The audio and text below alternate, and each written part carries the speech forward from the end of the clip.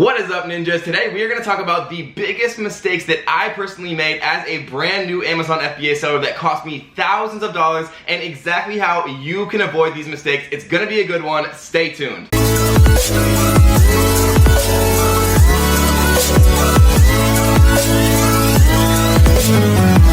The first mistake that I made when I was starting out in Amazon FBA as a young ninja was I used the wrong Amazon FBA freight forwarder. And what I mean by this is there are a lot of freight forwarders that you can potentially choose from, and the ones who heavily invest in advertising are generally not the ones that you want to choose. And specifically why that is because they charge you 2 times, 3 times as much as 5 times as much money for the exact same service. All you want from a freight forwarder is successfully getting your products unbroken from your Chinese factory to the Amazon FBA warehouse. And if you are going to spend 5 times as much doing that for absolutely no reason, that is going to cut directly into your profit margin. So how do you find a freight forwarder that is not 5 times more expensive than what you could be paying? Instead of using a freight forwarder based out of the USA, look for one based outside of the USA.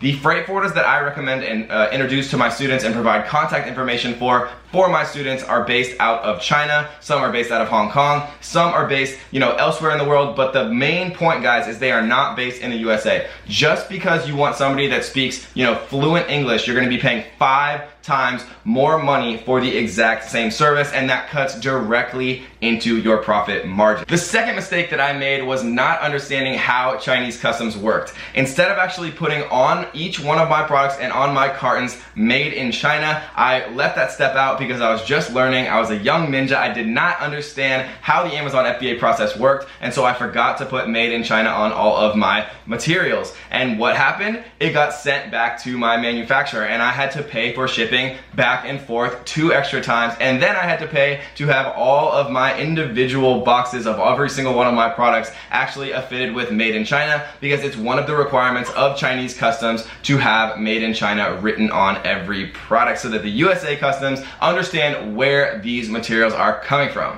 The third mistake that I made as a new Amazon seller was I didn't buy enough units. And this seems a little bit counterintuitive, because if you guys are out there and you're just starting and you're thinking to yourself, well, I don't want to invest too much. What if I'm wrong? What if I lose all this money, right? What you should be thinking of is doing your due diligence correctly, understanding how to do product research, and feeling confident in your decision. You need to buy enough units to actually launch correctly. And what I mean by this, guys, is if you understand anything about launching a product and getting your product organically to page 1, it takes units. It takes giveaways.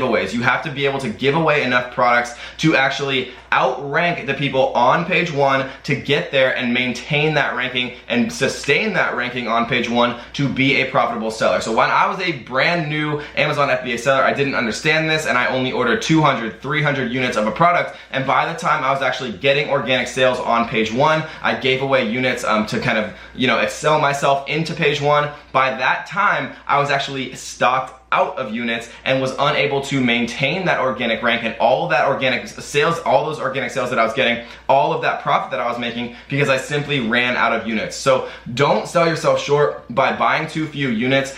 Feel confident in your decision, make the right decision, do your due diligence from a product research perspective, and then buy enough units to actually be able to sustain that ranking and that organic ranking and those organic sales once you make it to page 1. And before I forget, ninjas, I want to give a big shout out to our daily $100 winner, where we send you $100 directly to your PayPal. Give a big shout out to Alicia. She's always super active on our YouTube, on our Instagram, on our Facebook page. So congratulations on winning that $100, guys. And if you want to participate, make sure you smash that subscribe button directly in its face, hit the notification bell so you can be immediately entered to win $100 straight to your PayPal. Now let's get back to the mistakes. Mistake number 4 was not understanding PPC. I wasted so much time and so much money not understanding the complexities of Amazon PPC and not understanding how to create profitable campaigns from the beginning. Had I done it all over again, would I have taken a course from someone that I trusted? Absolutely, especially if they knew what they were talking about from a PPC perspective, because I probably wasted at least $2,000 or $3,000 alone creating these awful PPC campaigns, spending money on automatic PPC campaigns,